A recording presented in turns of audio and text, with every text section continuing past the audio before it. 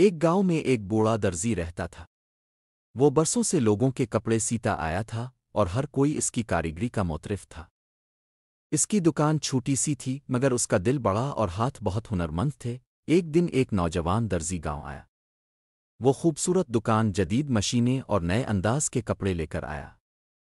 اس نے آتے ہی اعلان کیا، میری کاریگری اس بوڑھے سے کہیں بہتر ہے۔ یہ پرانے وقتوں کی باتیں ہیں، اب نیا دور ہے۔ کچھ دنوں تک لوگ نوجوان کے پاس گئے لیکن بہت سے لوگ بوڑھے درزی کے خلوص، سادگی اور نفاست کو یاد کرنے لگے۔ ایک دن نوجوان کے کپڑے کی سلائی کھل گئی۔ وہ شرمندہ ہو کر بوڑھے درزی کے پاس آیا اور بولا، بابا جی، میں نے آپ کو کمتر سمجھا۔